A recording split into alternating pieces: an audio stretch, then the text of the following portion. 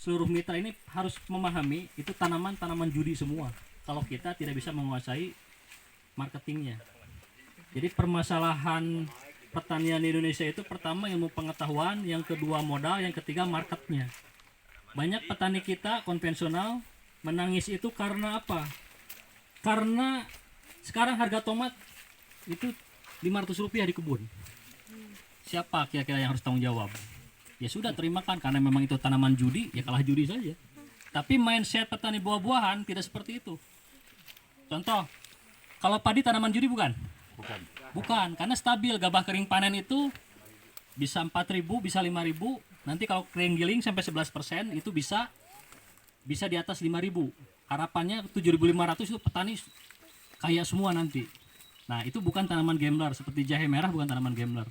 Nah, kenapa di sini kita buat tanaman durian ini sebagai prioritas untuk mendapatkan hasil yang lebih? Karena ketika dianalisis, kalau saja satu buah itu dihargakan 100.000, itu harga yang tidak terlalu tinggi. Itu tahun ke-6 ke-7 puncaknya bisa miliaran ternyata dalam 1 hektar.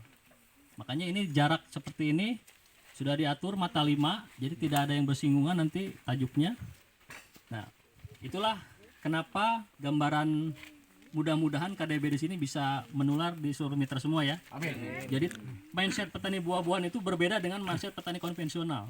Karena buah-buahan itu tidak ada istilah judi, dia stabil harganya. Nah, itulah kenapa kita memilih komoditas durian. Karena sampai sekarang king of fruitnya buah-buahan itu yaitu durian.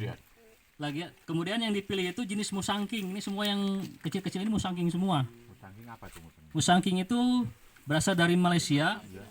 Karena sekarang lebih jadi primadona dibanding montong. Jadi buahnya itu kuning besar, baunya tidak terlalu menyengat, bijinya kecil. Kalau kelemahan lokal seperti ini, bijinya masih gede, meskipun durian enak itu tetap kelemahan. Makanya pilihlah durian-durian musangking seperti ini, tanam jaraknya 7 meter mata 5 tadi. Nah itu insya Allah kalau untuk investasi ke depan ada hasilnya. Terus kita ada di dalam grup, ke depannya kita nanti masih bisa komunikasi, diskusi, dan itu grup tidak akan dibubarkan. Jadi siapa yang bertanya boleh, daripada japri supaya diketahui semua aja. Insya Allah kalau ada waktu saya jawab juga gitu ya. Siap, nggak bosan ya? Ya siap.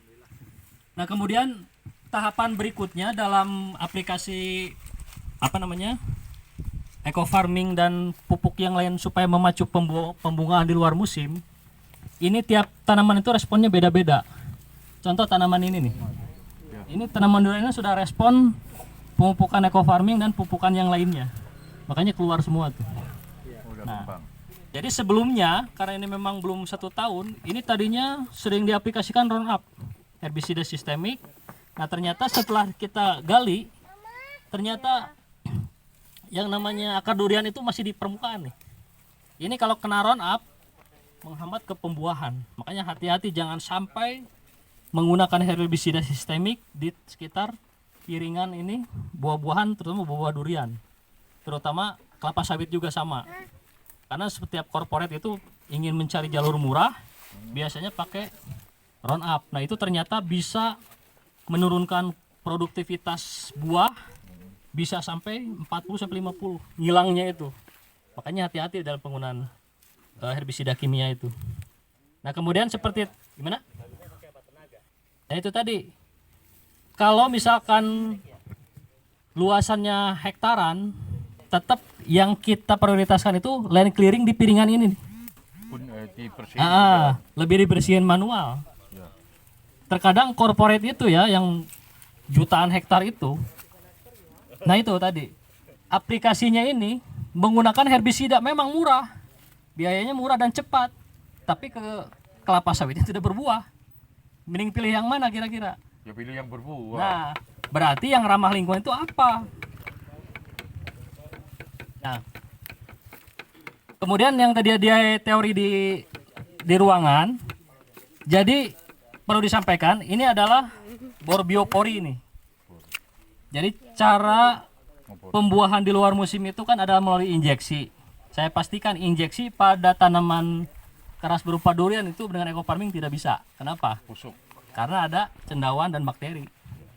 Jadi yang bisa itu ada teknologi nanonya dia sama. yang tidak bermasalah di lubang. Nah, jadi yang kita pakai sekarang adalah teknik pembuahan di luar musim yang ada, karena durian yang lain belum pada berbuah nih. Nah, kemudian langkah pertama setelah land clearing, kita gunakan bor biopor ini standar nasional yang sering dipakai di dinas pertamanan seperti ini. Jadi ini lebar 10 cm, kemudian tinggi ini tiang ini 1 meter, handle-nya 40 sampai 50 cm. Nah, caranya ini badan tegak, nggak usah miring-miring seperti ini. Tegak. Radius sekitar 1 meter. Nah, jadi ini posisinya tegak, jangan miring seperti ini. Nah, tegak.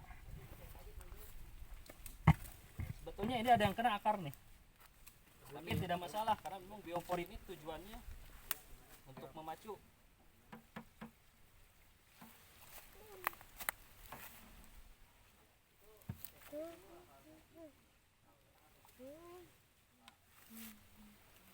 Ini 3 kali tekan juga tembus 50 sampai 60 cm. Nah, setelah ini diangkat. Tuh, ini udah ada 30 cm-an. Iya. Terus Ini tanahnya.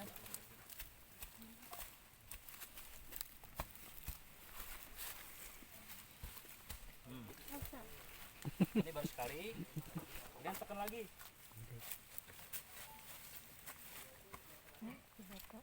Coba ada yang mau?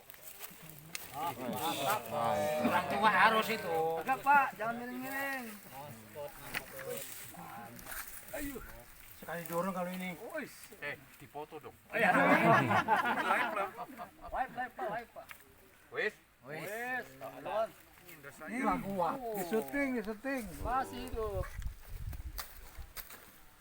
Udah ada 40-an sekali lagi. Lagi Pak.